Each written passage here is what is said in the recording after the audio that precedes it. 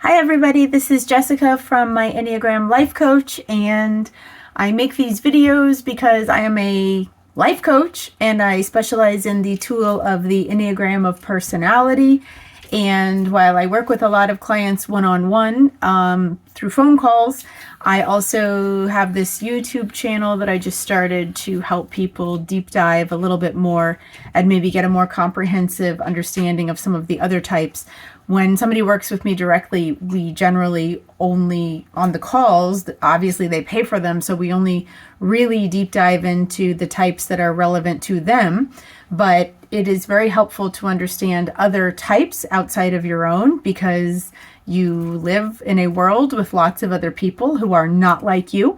And so that's in part why I do this YouTube channel. So the last video we made, we talked about the growth paths for types 3, 6, and 9. If you didn't see that, I recommend that you go back and watch it.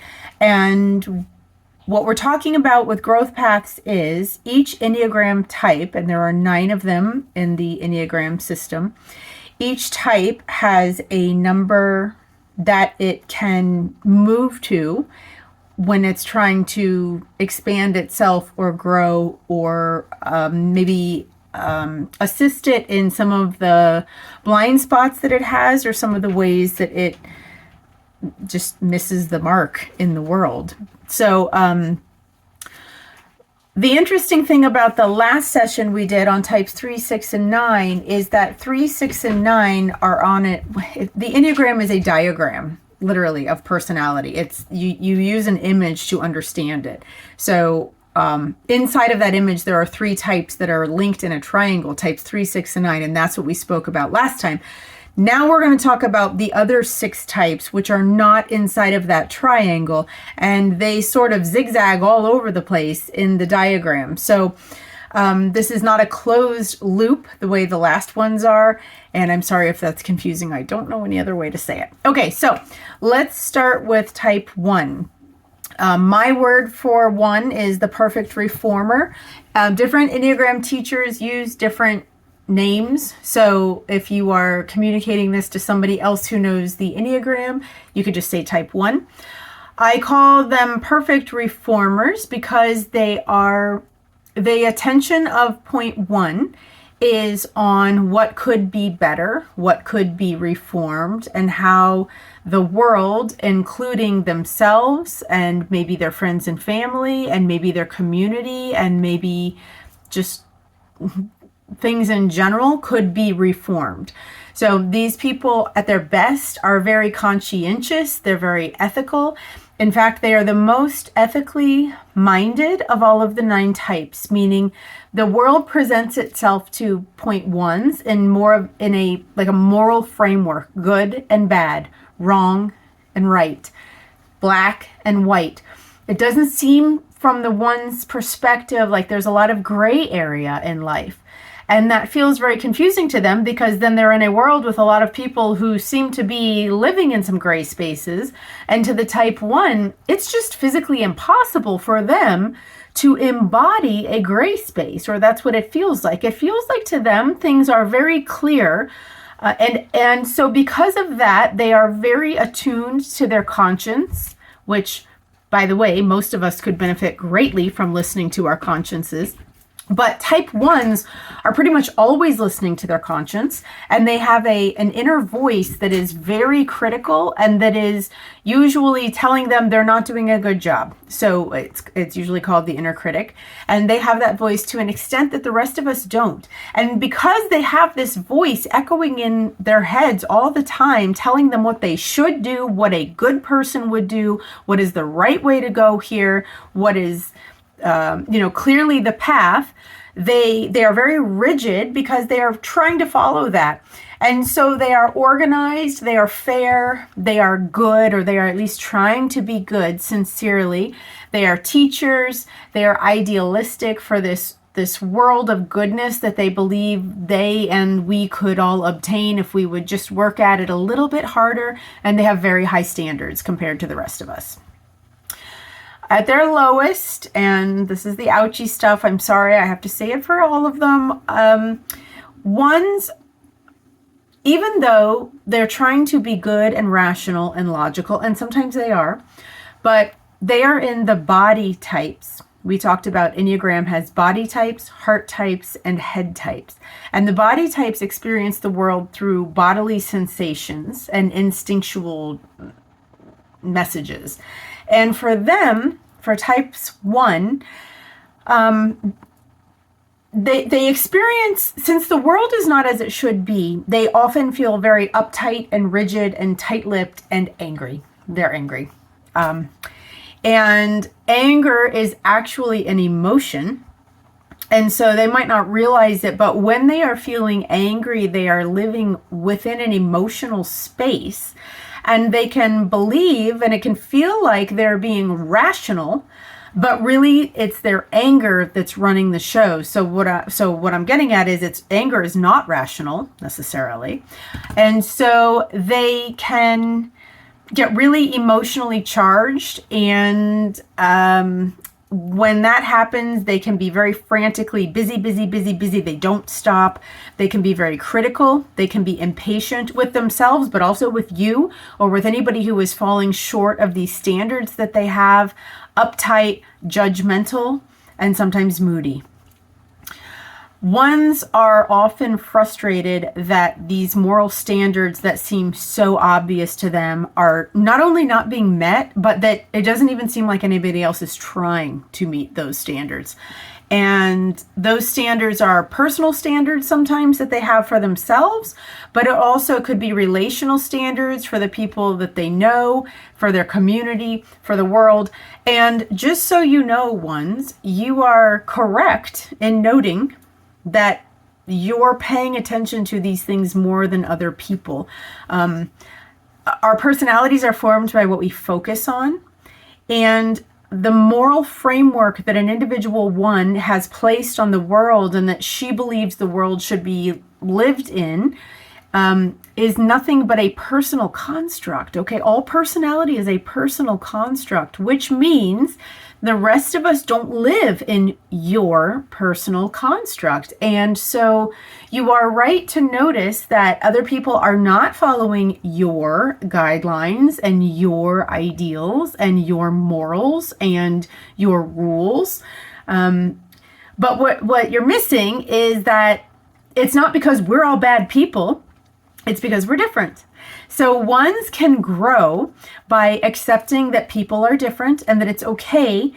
It's okay that you have your morals and your standards, and nobody's asking you to violate your conscience, but it's really not fair or appropriate for you to be putting your rules and your framework onto the rest of us, because number one, we don't have the same framework. So it's not that, I promise, we're not trying to make you mad. That's not what we're doing. We're not trying to irritate you or frustrate you, and we're not trying to rub it in your face that you're working all the time and we're playing. It's just that we don't see it that way. And so what the growth path for point 1, and I mentioned last time that when somebody first hears their growth path, it actually seems very unappealing and maybe even unattainable, because it seems so out of the ordinary for how your normal come from is. But that's part of why Enneagram work is so cool. It's because it's showing you, no matter who you are, no matter what your number is, you're not stuck in that number. You're a human. Enneagram encompasses the totality of human behavior, from introversion to extroversion, from agreeableness to disagreeableness, from neuroticism to emotional stability, all these ranges of human behavior. And because you are a human, you can choose differently and you can show up differently than you've shown up your entire life, even if you're 80 years old.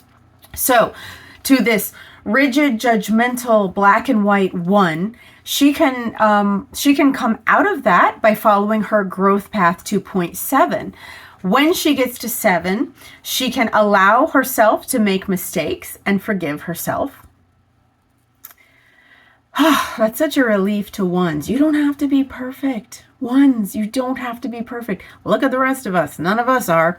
So you can relax your standards. Look on the bright side.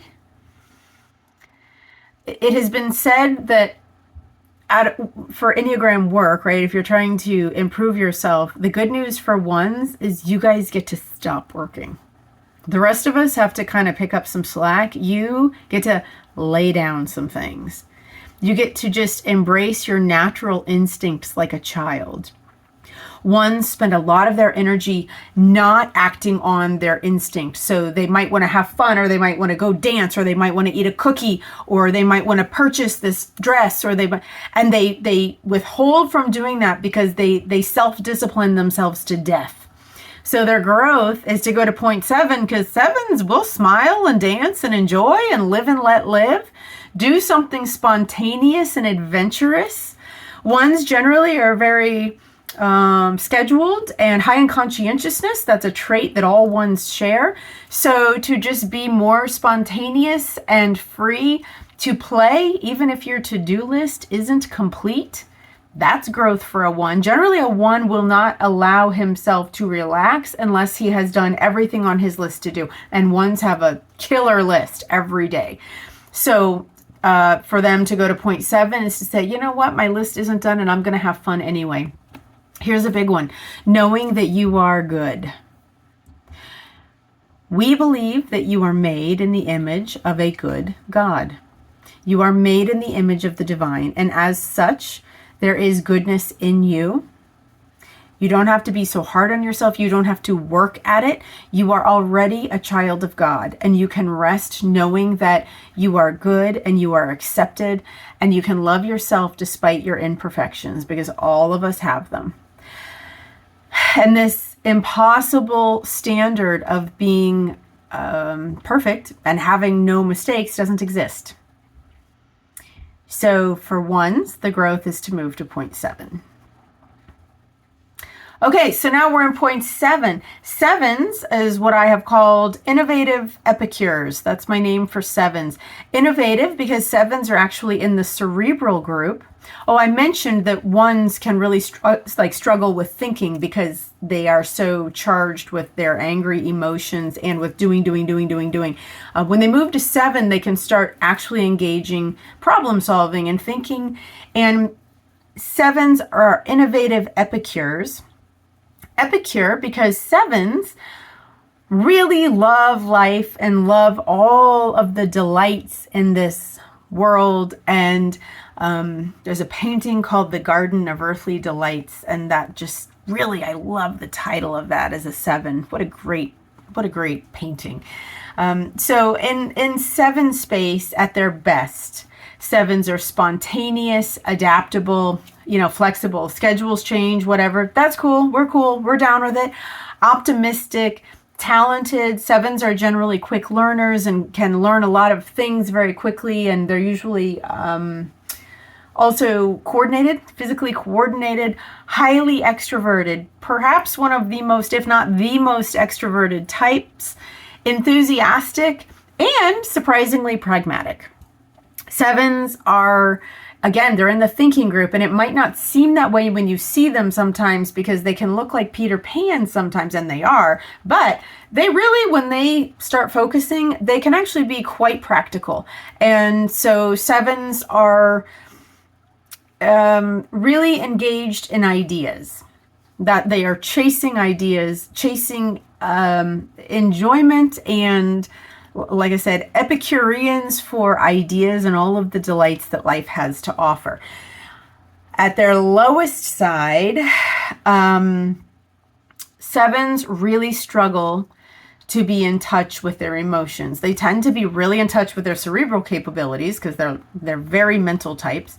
And 7s are always on the go, so physically embodied. They're very active, like hummingbirds, going. But in all that activity, they can neglect their emotional center. And not just their emotions, but those of others as well. So 7s can be overly cerebral and busy and active, and that can be, in a sense, disrespectful to others. They can be scattered, pulled in 1,000 directions, and therefore not getting anything done. Shallow because they're kind of like a rock skipping on the top of a lake. I mean, they're just flitting around everywhere, landing here for a few minutes, then over here for a few minutes, then over here for a few minutes. And it's just, when anybody disperses their energy like that, it's not effective.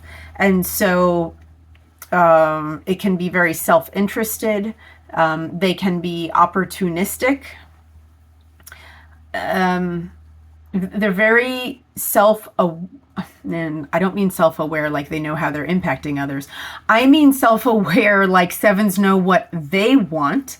And so they can hyper-focus on what they want, regardless of what the people around them want. So they can be inconsiderate and undisciplined. And that is the low side of 7.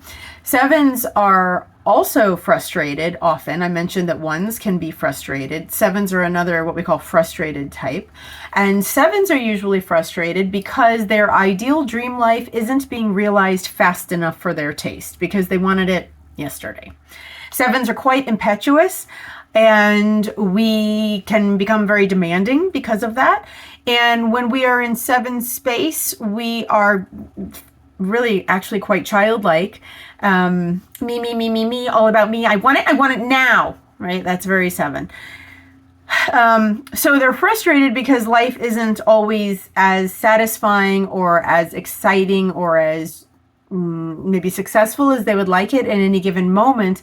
But also 7s have this wild idea that somehow they're going to, it's like everybody else has to do boring, mundane, not fun things, but somehow the 7 thinks that she's going to get from point A to point B in life without having to do all the drudgery that the other people have to do.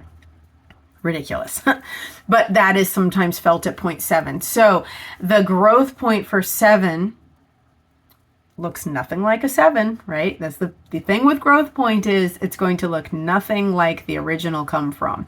So if the original come from is optimistic and adaptable and all over the place and scattered and shallow, and the growth point is to slow down and move to 5. Now 5s are also in the head center. They're also a cerebral type. So 7, when they go to their growth point, they actually get to stay inside of the head types, which means, here's a fun fact, for a 7 is going to be a highly cerebral person. Because whether he is at point 7 or he is at his growth point at point 5, he's going to be focused on cerebral things. So what I mean by that is ideas, concepts, strategies, abstract concepts. That's the type of things that a 7 mind is most attuned to. Not as much relational things, by the way, but these abstracts and these concepts that 7s are drawn to can be life-changing for the whole world. They're big picture type things. So when a 7 moves to 5, they slow down and they focus. Meaning, instead of being scattered into 1,000 different directions, the 7 chooses 1 or 2 things, preferably that they're already quite good at, and then they go deep into those things. And if you're 7, you know what I mean. You know these things that are just calling out to you, the burning bushes, so to speak, that are calling out your name. That is the energy of the universe saying to you, hey, this is your life calling, focus on these things. Being deliberate with how your energy is directed. That's also at point 5, because 7s like to do all the things, just focus your energies like a laser.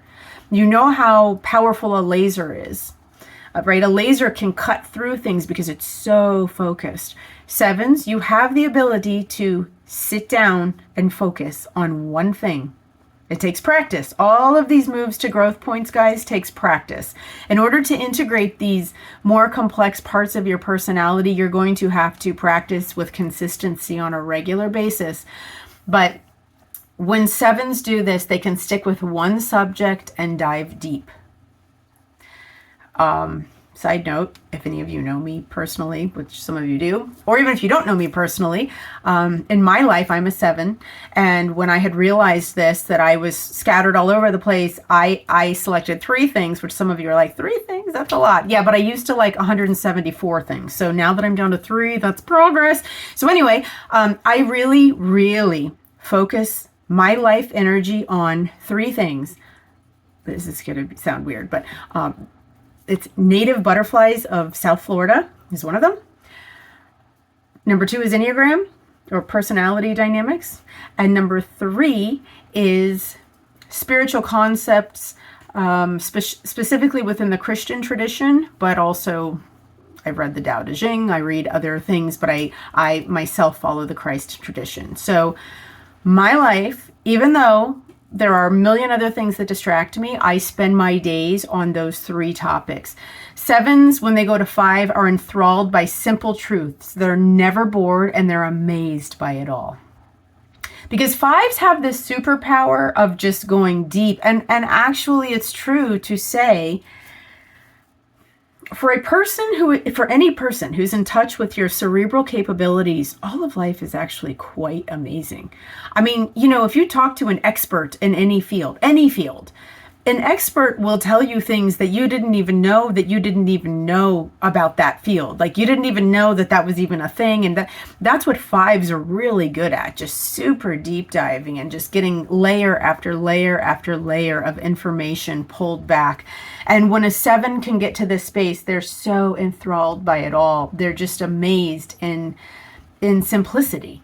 So you've got this epicure, right, who's trying to sample all the things. And it's like, hey, there's just as much joy in the one thing if you'll just listen to your burning bush, the one thing that's calling out to you, or the 3 things in my case. Satisfied with minimum portions. 5s have a corner on the minimalism movement. 5s, if you know a 5, they're the type of person that's literally content with crusts of bread and water. They're like, no, this is cool. I'll just eat this for the next week. And you're like, don't you want some? No, I'm cool. 5s are satisfied with minimum portions because 5s understand that satisfaction is not in things, which is a hard thing for 7s to learn.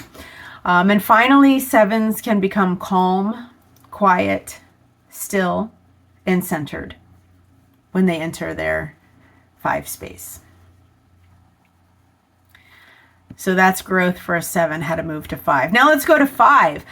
5s, my word for them is curious investigators. And as I've already mentioned, they are also cerebral types. 5s are probably the most introverted type of person.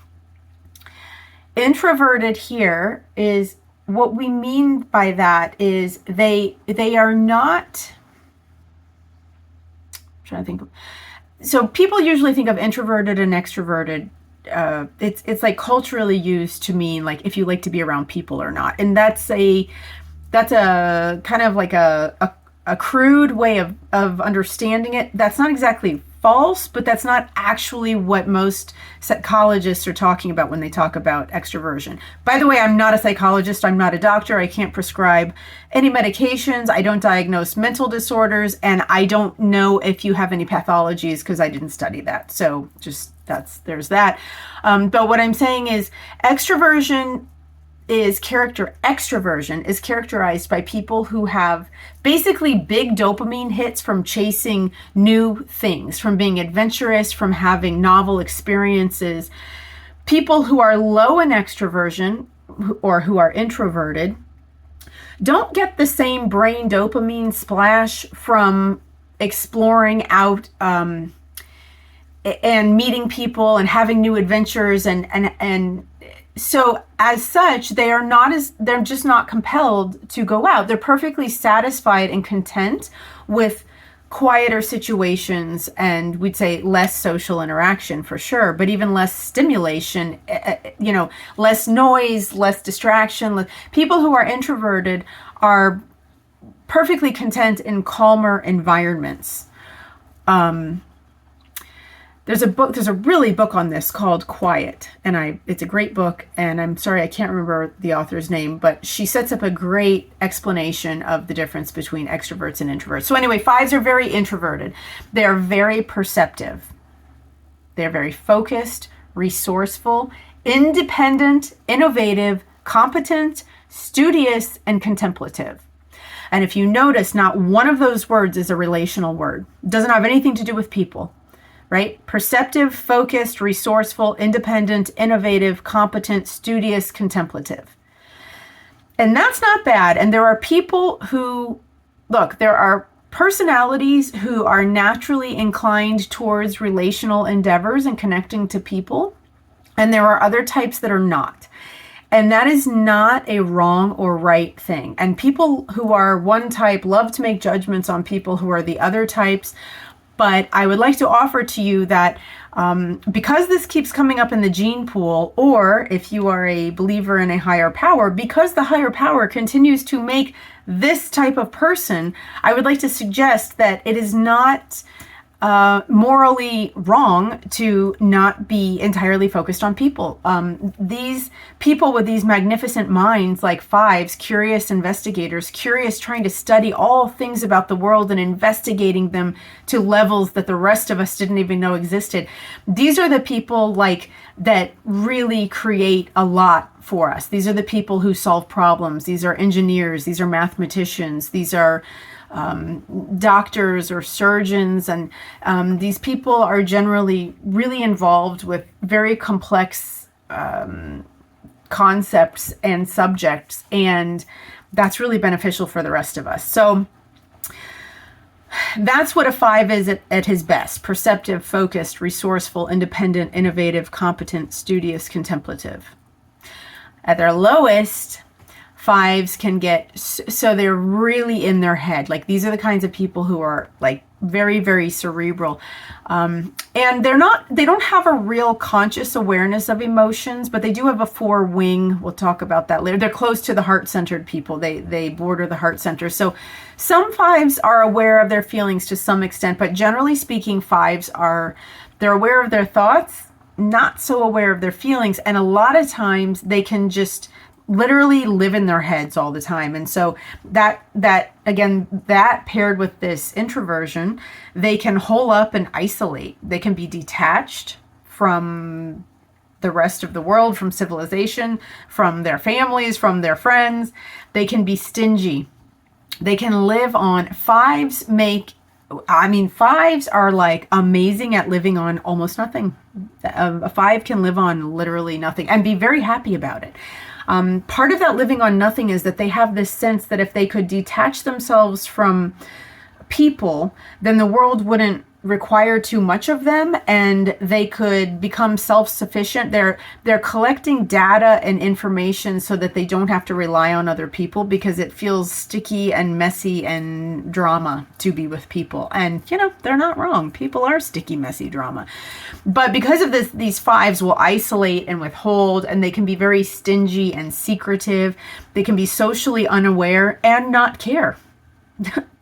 Like, not only are they socially unaware, but if you try to talk to them about being socially unaware, the thing is, they don't care. They are not compelled by social norms the way other types might be. Fives are very disinterested in how everybody else is doing it. Actually, they're really good at coming up with kind of like their own world and their own way of being, and getting lost in their thoughts and in their interests. That's really what a five is all about. So they're also non-participatory. They're not very enthusiastic. They're not very, they're the kind of people that would never do something because everyone else is doing it. Like, that is the dumbest argument to a five. Like, oh, you should do this, everyone else is doing it. They do not care. They don't have that kind of social desire or the need to please people. They don't have it. Typically, because they are so introverted, as I mentioned, they don't have much of a motivation to connect to people or to engage much with others. They can live in a story that is not true, but part of the worldview that they live in is that people will only want them around, and they're only valued for their ideas and their thoughts and their innovative contributions. So fives are actually usually quite gentle and quiet types, and they'll offer information. Usually it's funny because fives won't talk. They don't talk a lot, like kind of almost never. Like, if you know a five, they're the kind of person who never talk unless you ask them about one of those topics that they're super interested in. So if you ask a five about the topic that they are competent and that they know a lot about, they actually won't stop talking. That's how you know when you're dealing with a 5. And like your eyes might be crossing because they're talking about things on these levels that they're like talking about the molecular structure of the water that's coming from, and you're like, what is, like, you're like glazed over because they're talking so profoundly, but that's how you get a 5 to talk. So, I think it's because they have not been focusing on people their whole lives like some other types, right? Your personality comes from what you focus on. 5s have not been focusing on people. They've been focusing on the topics and the ideas that interest them. So the only way they kind of know to connect to people is through those topics and ideas. So if you want to connect to a 5, probably the best you're going to get, at least initially, is to just ask them about the topics that they're aware of, because that's how they'll light up. And then all of a sudden they'll be friendly and connecting and talking, and you'll be thinking, wow, who is this person? Okay, so 5's growth point is to move to point 8. Again, this is another wild move. 5s don't live in a worldview generally much like 8s. So 5s are cerebral and they're quiet, right? They're isolated, they're calm, they're introverted. 8s are first of all, 8s are body types. They're in the body center of intelligence, and 8s are probably the most impulsive, but definitely the most physically active and alive and energetic and maybe even boisterous sometimes of all the types. I mean, 8s, when they have an energetic impulse, they act on it immediately. And so they're very assertive. They're very direct. Actually, 8s and 7s, I mentioned 7s are very extroverted. 8s are always also very extroverted. So type 7 and type 8 are kind of the two really, really, really extroverted types. You could still be an extrovert and be one of the other types, but if you are a 7 or an 8, you are probably above average in extroversion. So you've got this introverted 5 growth point to point 8. Self-confident at 8, very self-confident. That's because extroverts are self-confident, by the way. Powerfully entering the world. So instead of being isolated, like the 5 is, isolated, reading her books about her subjects, now she's going to be very active, like a force out in the world, active in doing big things with huge vitality. 8s are the kind of people that like build rockets because they think we should live on Mars. Like 8s are the kind of people that perhaps create electricity. I'm not sure if Thomas Edison was a 5 or an 8. It's hard to tell. He's one or the other. He's somewhere, though, between those two. Willing to participate in necessary conflict, type 8s are. 8s are not afraid of conflict. Now, 5s are actually quite conflict avoidant. They don't feel prepared to engage in a conflict. But when a 5 moves to 8, you know what? They have their points and they'll make their arguments and they will be okay with conflict. Also magnanimous. 8s are very generous. Once you get an 8, 8s are willing to do big things for the world. Remember I mentioned 5s are generally quite stingy. Not just with stuff, but with their emotions, with their words. They eat stingy. Remember the bread and water thing? Like everything about a 5 is minimalism and everything about 8 is maximalism. So you've got a 5 now tapping into all of the opposite energy that he used to live out of with his quiet, isolated 5 space. Inspiring and engaging with others, right? Bringing his gifts to the world, even with a bang. That's 8 space. Indulging and enjoying big portions and the luxuries of life. 8s want to live it up. I mean, if one hamburger is good, an 8 wants 3 hamburgers, right? Like 8s love life and big energy and indulging and lust. I mean, lust is actually the vice at point 8. So lust here meaning just turn it up. That's what's happening at 8. I put in here the luxury of life because this is a funny story. I know a 5 who was looking for apartments. And in her apartment search, she had just moved to a new area and there were apartments called luxury apartments. And she never applied or even visited any of the luxury apartments because in her mind, she thought, well, I don't need luxury. I'm a minimalist. I'm not going to pay extra, right? Here's the stingy avarice of 0.5. I don't need luxury. What she didn't know was that the luxury apartments were not luxury. That's just like a marketing ploy. But I put this in here that when a 5 moves to 8, they want all the luxuries because 8s love luxuries. So our sweet 5s, you can have some luxury too. You don't have to just eat bread and water. You can go big at 0.8. Okay, so that's where we're going to leave off. I'm sorry this wasn't a closed loop. So 0.8 to get your growth point, you'll have to watch the next video. And that being said, if you liked this video, please like it and subscribe to my channel. And if you have any comments, concerns, questions, leave it in the comments. And I will connect with you in the next video. Thanks for watching.